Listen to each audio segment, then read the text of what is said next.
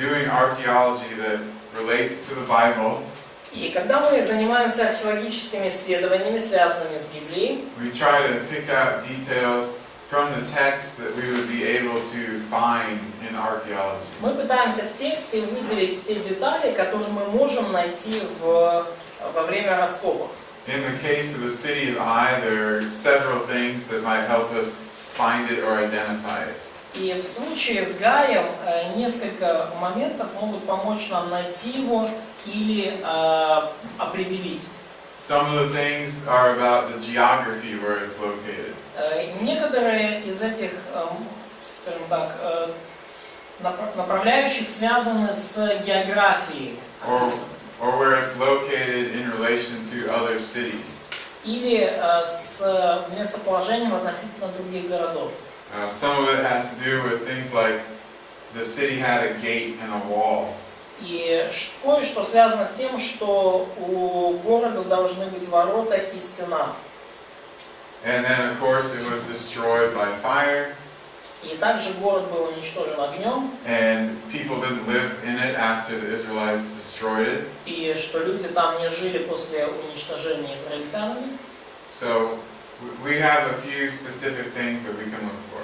То есть есть несколько таких конкретных деталей, которые мы можем искать. So at this site, Etel, И вот на раскопке Эт-Тель, which most scholars would say is the city of Ai, и о которой большинство ученых скажут, что, скорее всего, это Гай, we supposedly had this problem where it wasn't occupied any time around the Israelite conquest. То есть мы видим такую проблему, что она не была заселена, это место не было заселено ни в какое время вот, в промежутке завоевания израильтянами. So as I mentioned earlier, that prompted some people to say, well, the city of Ai is actually located at a different site. И как я уже сказал раньше, что это побудило многих ученых сказать, ага, значит, Гай находится где-то в другом месте. So they excavated a couple other places. И вот они сделали раскопки в нескольких других местах. Basically, they didn't find another site that fulfills the requirements of Ai. И, в общем-то, они не нашли другого места, другой раскопки, которая бы удовлетворяла требованиям того, что мы искали бы в Гае. For example, this site's way too small. It wasn't a city. То есть вот то, что раскопали в двух этих местах, это очень маленькие, то есть это не города, то есть раскопки маленькие. And they found that people still lived there even after the time of the conquest. И они обнаружили, что люди жили там даже после времен завоевания. This site also too small. It wasn't really a city. И следующая раскопка также очень маленькая, и она не была даже городом. But it looks like people didn't live there at the time of the conquest. Но похоже, что люди не жили там во времена завоевания. It might have had a wall, but we're not even sure about that. Возможно, там были стены, но и насчет этого мы не уверены. So we go back to Etel, the traditional site for Ai. И вот мы возвращаемся к Эт-Телю, традиционной раскопке, которую считают Гаем. And what we find out is that early excavations and surveys actually found pottery from the time of the conquest there.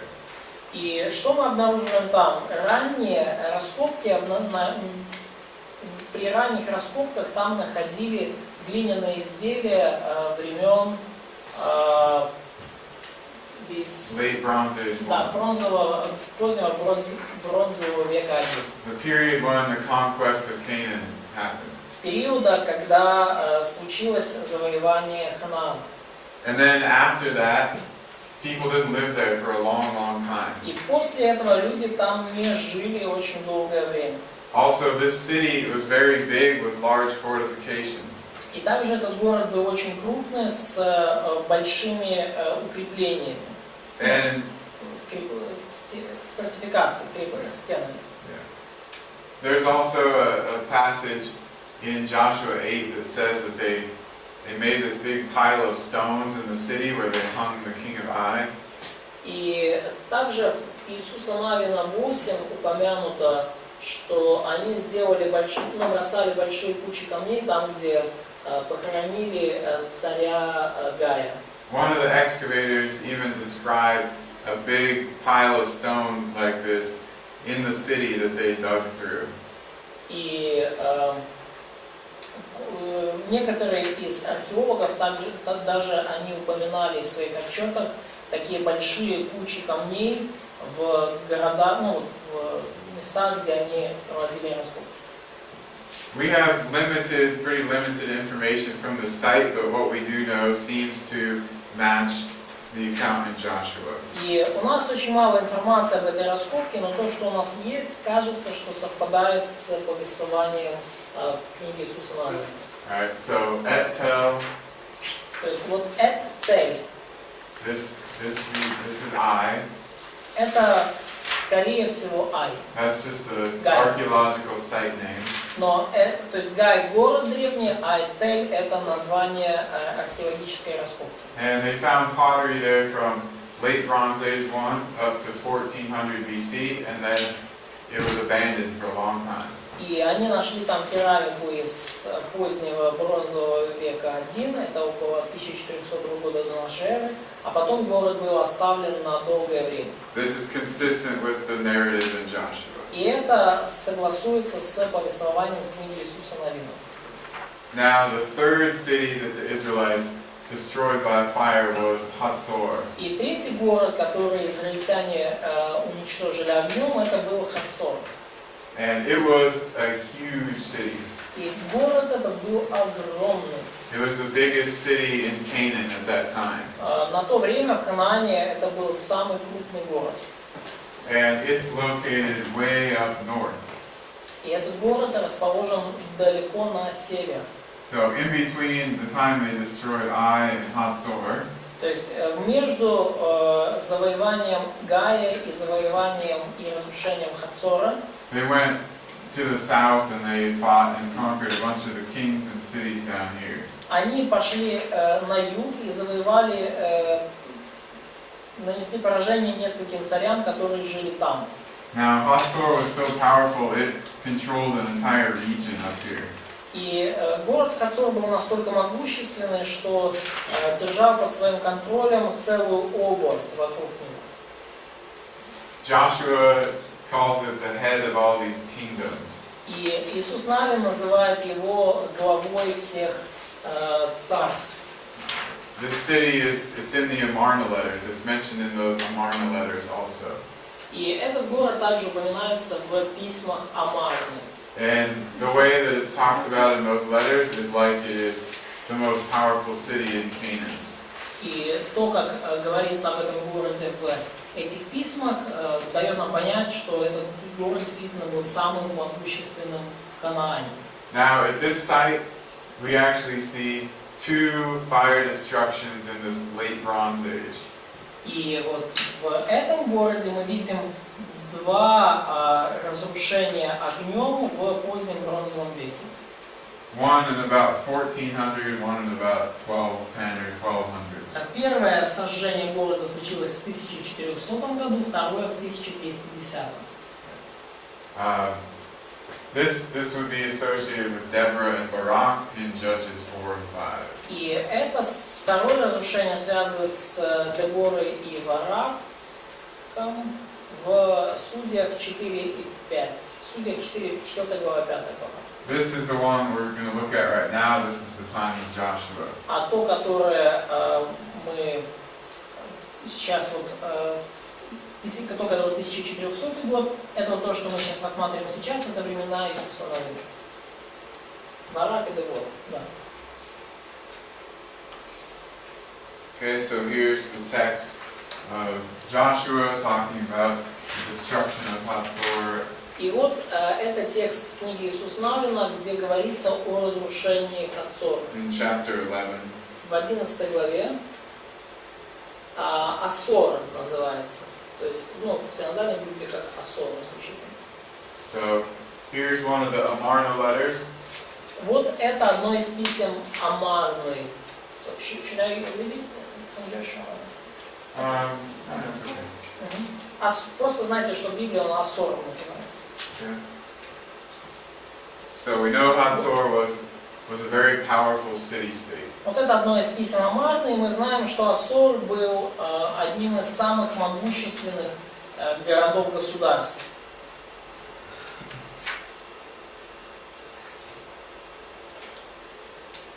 And then they, No, that's a Oh, it is? that's a synonym name for it. okay. Alright, so then they destroyed the city with fire. И потом, после взятия, город был предан огню. Here you can see some of the city from the time of Joshua that was excavated. И вот мы видим некоторые руины города времен Иисуса Навина, они раскопаны. And it expanded way out into this field. И на самом деле город простирается намного дальше к полю, But they дальше found из этого поля. They found at this time that the whole city had been burned, just like Joshua 11 says. Но они обнаружили на сегодняшний день, что да, весь город был сожжен, точно так же, как нам говорит об этом книга Иисуса Навина. This is part of the temple, a Canaanite temple at the city. И вот эта часть храма, канонейского храма того времени в городе. There's a big altar out in front of it. Здесь вот в центре него большой алтарь.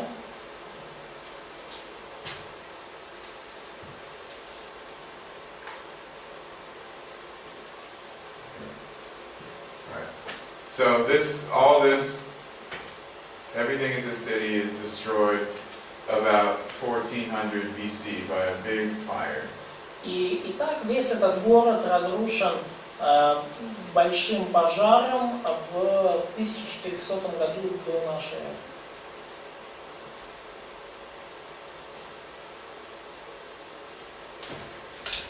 Something else that was recently discovered. И кое-что еще было найдено позже. They found that the houses from this time, people blocked up their doorways and took their things and left. They went somewhere. И мы видим, что люди закладывали, скажем так, двери своих домов они забивали, закладывали камнями, собирали вещи и убегали. And they never returned to their houses. И они никогда потом больше не возвращались в свои дома. This is probably a result of the Canaanites hearing about the Israelite army coming. И, скорее всего, случилось это так, что канонеи услышали о приближающейся армии Израиля. Or even when the Israelites started attacking, they were at the city walls. Или даже в тот момент, когда израильтяне начали атаковать городские стены. And then they left their house to go into the Acropolis, where there was another set of walls they could hide behind. И они покинули свои дома, чтобы перейти в Акрополис, который был, стоял выше, и также вокруг него были возведены стены. But then all the Canaanites were killed, so of course nobody returned to their house. Но поскольку все канонеи были убиты, то, конечно же, никто уже не вернулся в свои дома.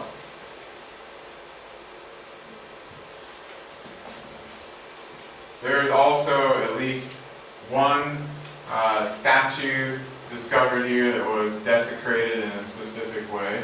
И также была найдена как минимум одна статуя, которая была особенным образом обезличена. And that is, they cut off the heads and the hands of these Canaanite statues. И у этой канонейской статуи были отсечены голова и руки. And there are specific commands to do this in the law of Moses. И во Второзаконии, в законе Моисеевом, было конкретное повеление поступать именно так. But this is not a practice that other ancient peoples were doing at that time. Но это не то, что обычно в то время делали другие древние народы. So it suggests that the Israelites were the ones that destroyed the city at that time. И предполагается, что именно израильтяне в это время уничтожили город. Now, like at Jericho, there's an Egyptian royal scarab that is helpful to establish the date of the destruction. И точно так же, как в Иерихоне, мы находим здесь египетскую королевскую печать, скоробея, которая помогает нам датировать. This one is from the pharaoh just before Amenhotep III. И эта печать с именем фараона, который был прямо перед Аменхотепом III. His reign ended 1415 or maybe 1410 BC. И его правление закончилось в 1415-1410 году до нашей эры.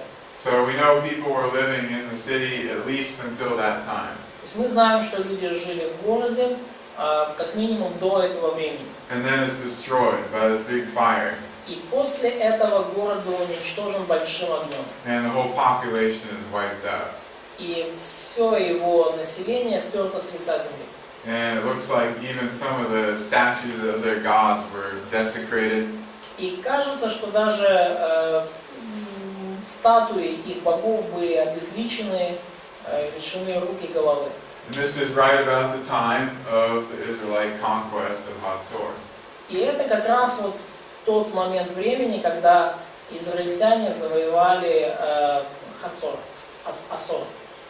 So we have the time and the manner of destruction is totally consistent with the Joshua account. Таким образом, мы видим, что с повествованием Иисуса Навина полностью согласуется время, способ разрушения.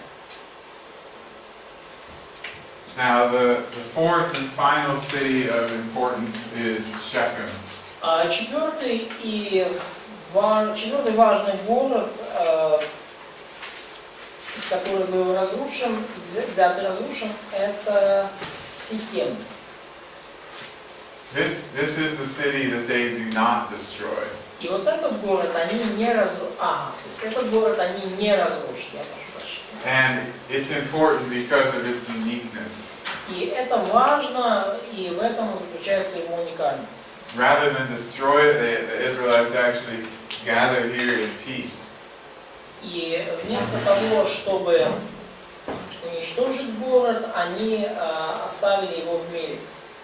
They're in the middle of the conquest of Canaan, but all of the people, women and children included, gathered peacefully at Shechem. То есть израильтяне мирно собрались в Сихеме, хотя они были как раз вот в самом разгаре завоевания Ханаана. And on 2 occasions they read the law there.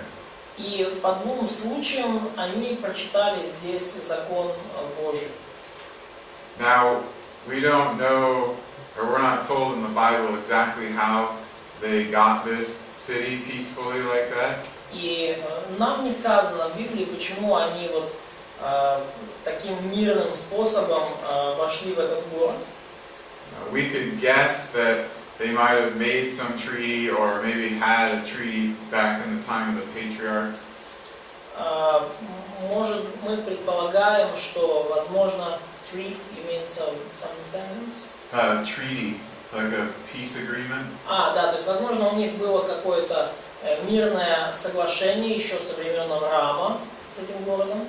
But these Amarna letters again help us understand the situation and they confirm the biblical account. Но вот эти письма Амарны, опять же, они позволяют нам понять ситуацию и подтверждают библейское повествование. So some of these letters, they tell us what happened.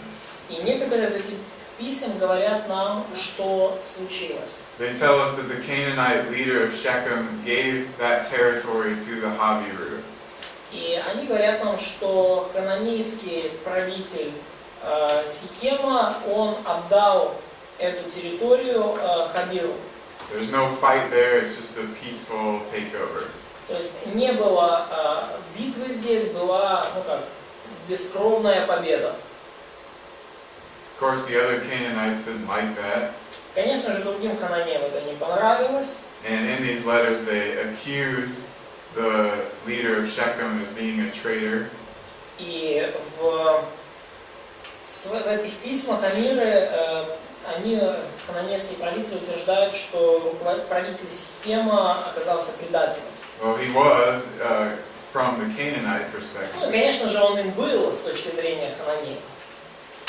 Now, when they excavated the site, we also see that it wasn't destroyed any time near the conquest.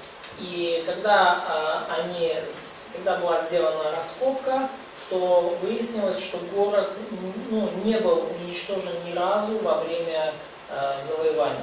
So everything relating to Shechem, again, it's totally consistent with the book of Joshua. И все, что связано с Сихемом, опять же, совершенно сходится с книгой Иисуса Навина. It was not destroyed.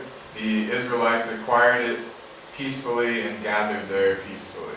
И таким образом город не был уничтожен, израильтяне мирно вошли в него и мирно там собрались. For some reason, the leader of that city-state gave the city to the Israelites. По какой-то причине начальник этого города отдал город израильтянам.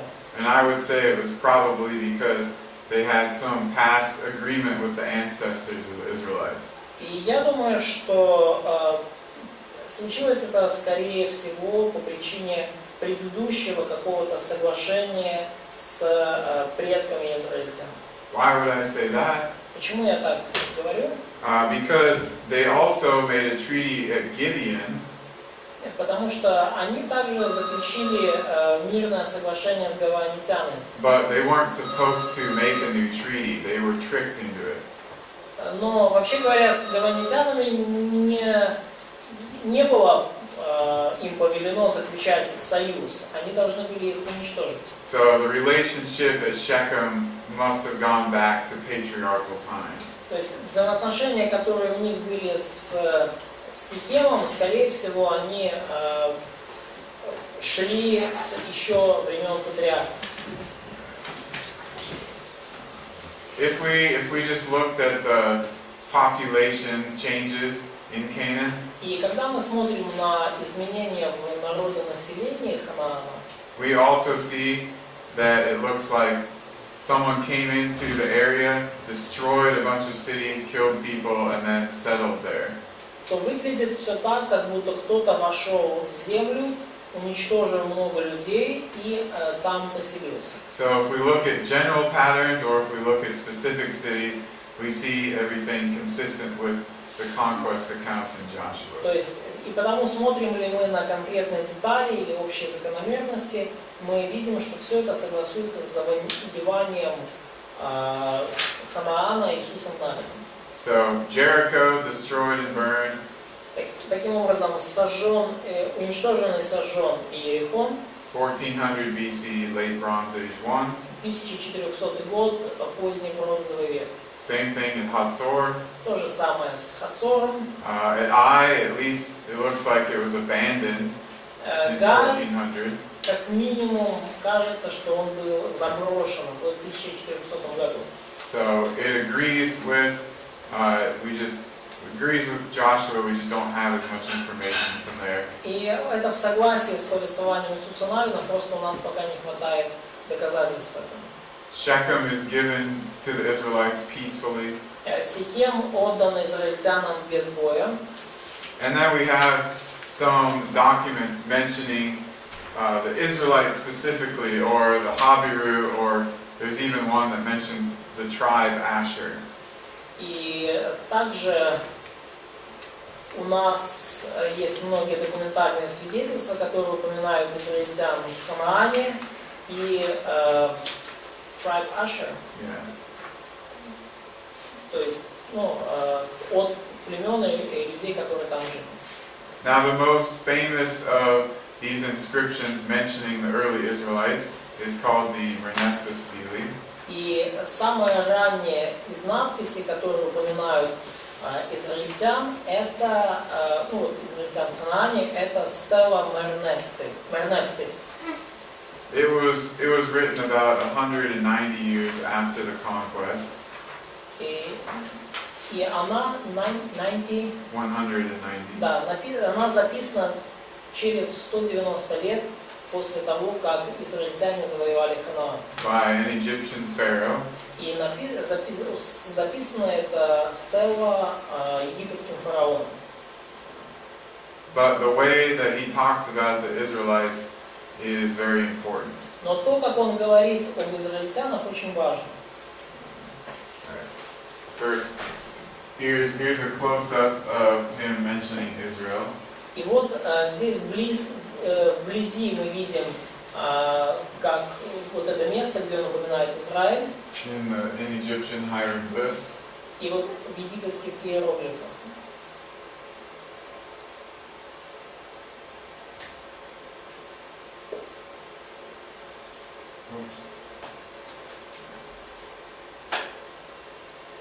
So they often went from right to left Но also. они также часто писали слева направо.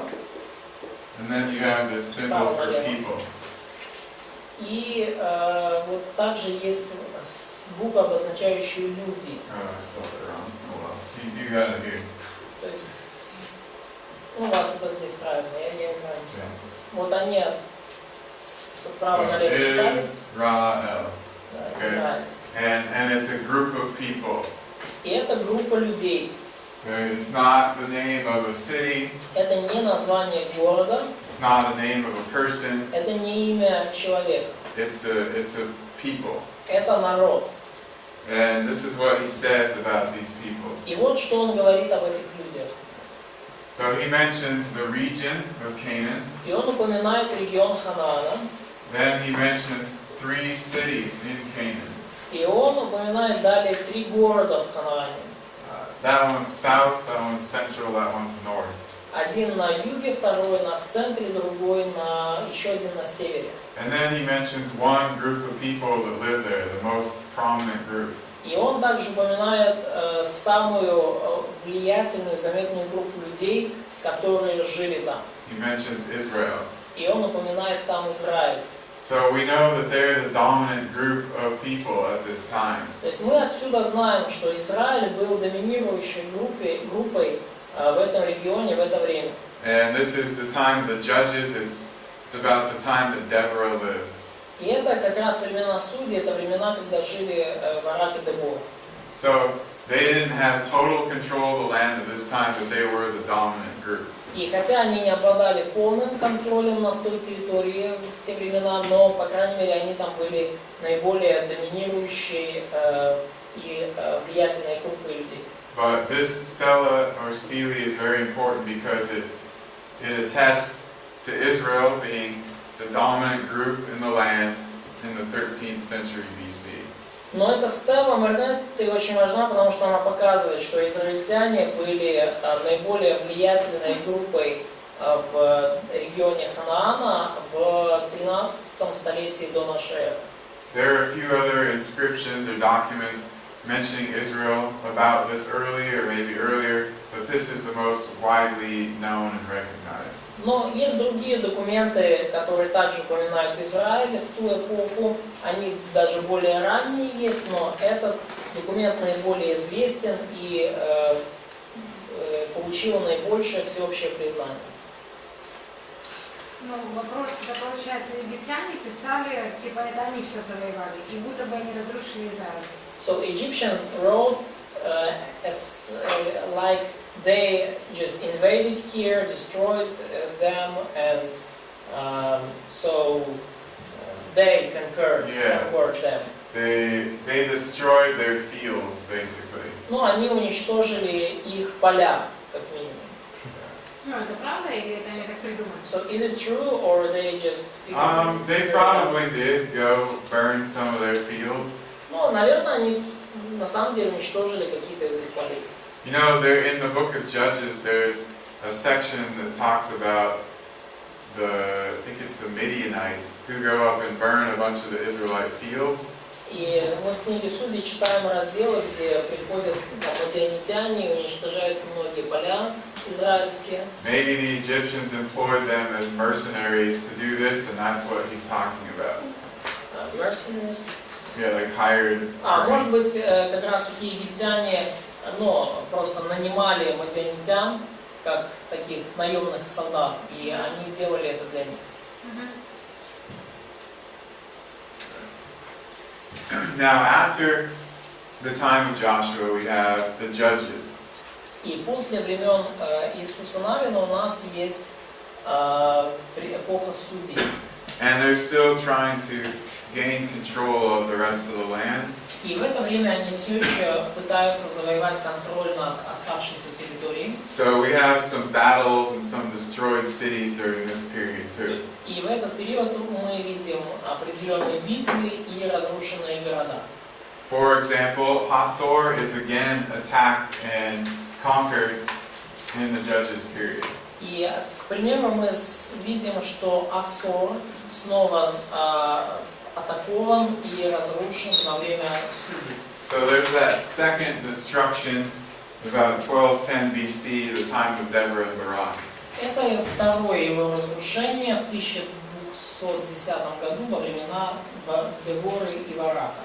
And at this time, the Israelites target the Canaanite temples and they desecrate a bunch of these pagan statues. И в этот раз израильтяне нацелились конкретно на языческий храм, и они там осквернили и обезличили множество языческих богов.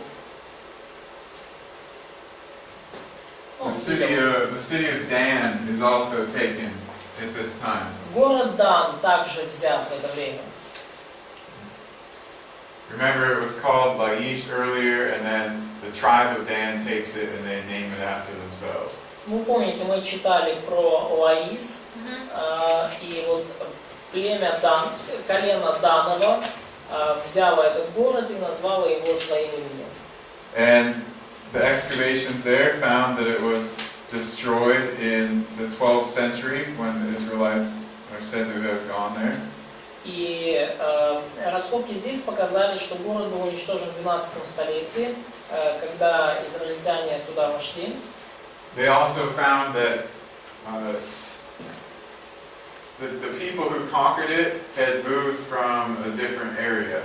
И также они установили, что люди, завоевавшие город, пришли туда из другой территории.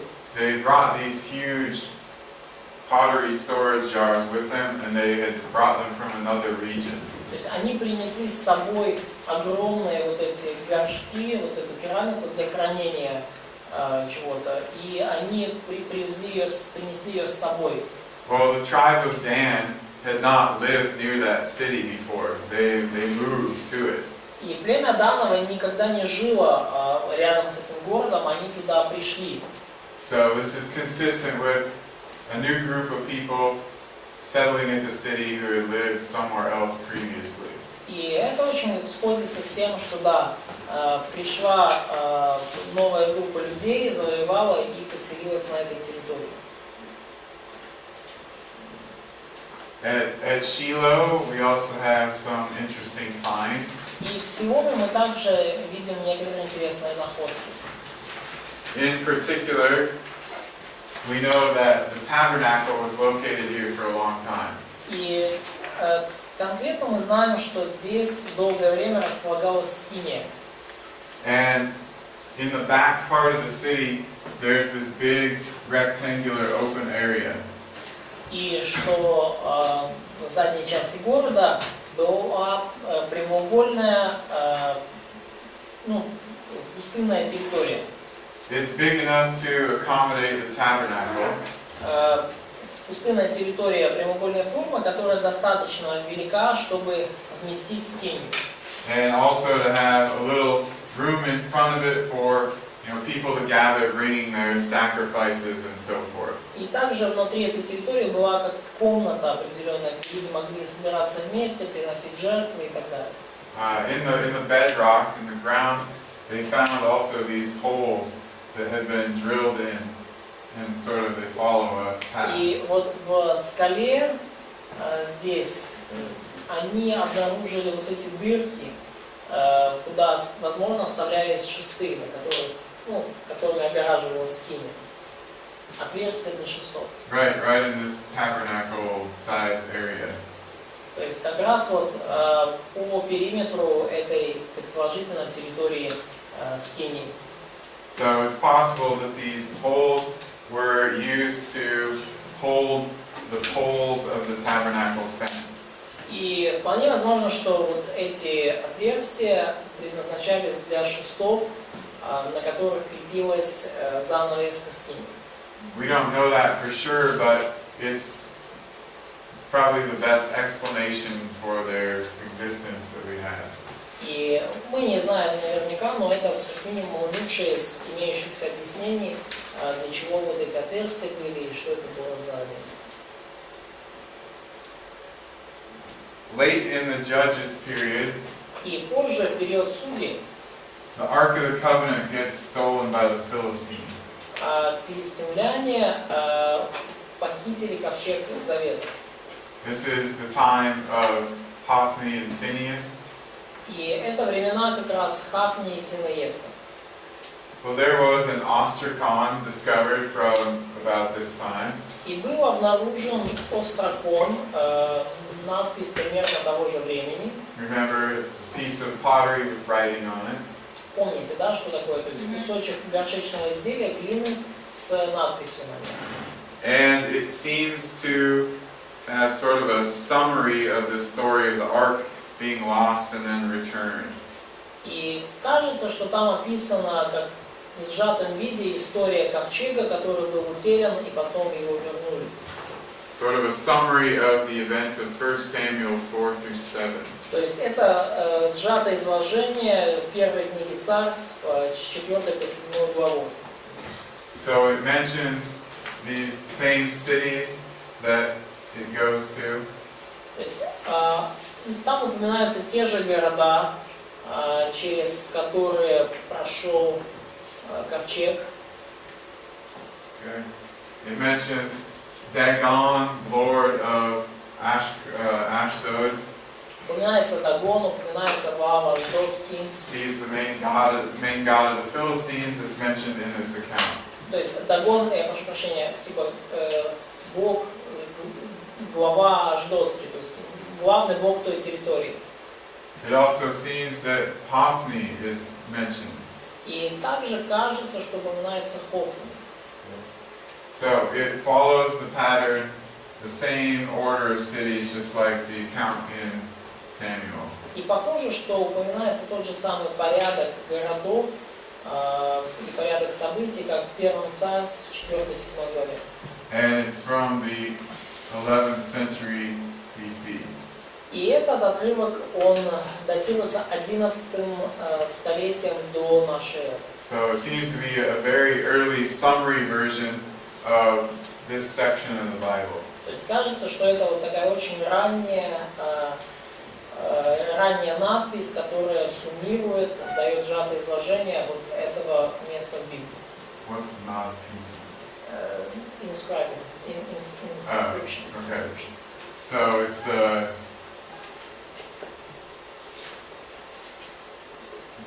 an ostracon. I mean, it is an inscription, but it's an То ostracon. есть правильнее назвать не надпись, а острокон из Бет-Астра. Yeah. Isbet Sarta.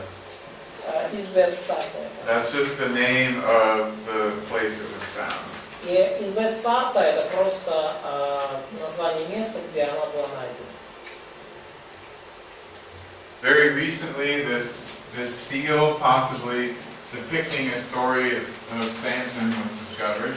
И совсем недавно была обнаружена печать, которая, возможно, описывает историю Самсона. It was found at a town right by where Samson lived. И найдена она возле города, где, скорее всего, жил Самсон. From the time of Samson.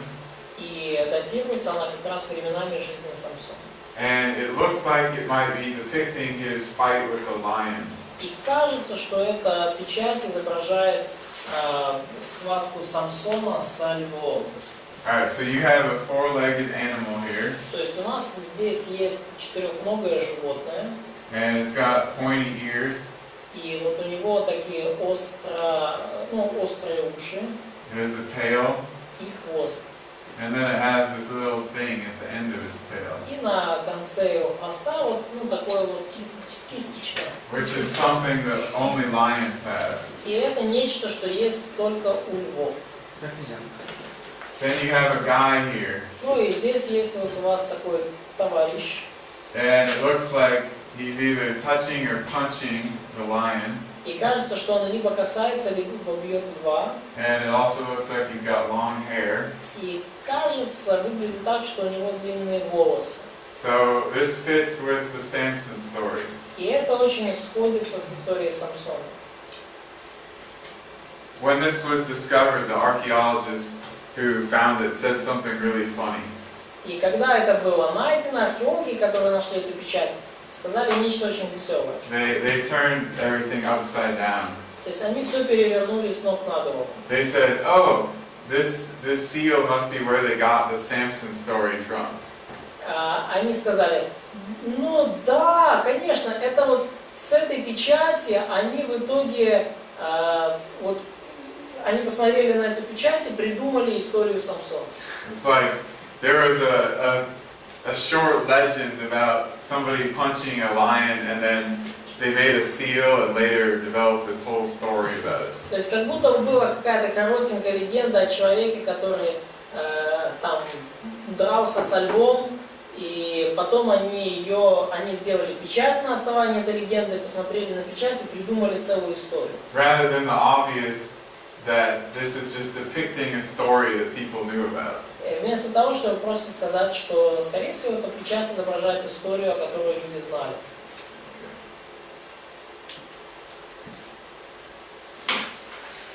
Alright, so this is the end of our conquest in Judges material. И это конец нашего вторжения и завоевания материала по книге Судей.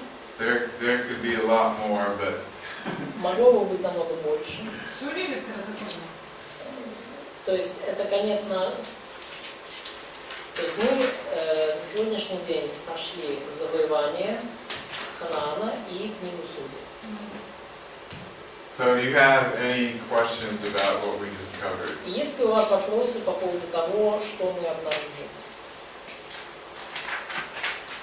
No? Okay. А вот дома в Иерихоне, стены Иерихонские, они, получается, фрагментами были дома, дом и часть стены, или все они сплошные дома были? So walls of Jericho and houses in them. So was it just fragmentary that houses were built into wall, or it was just the whole wall was just like apartment home? Alright,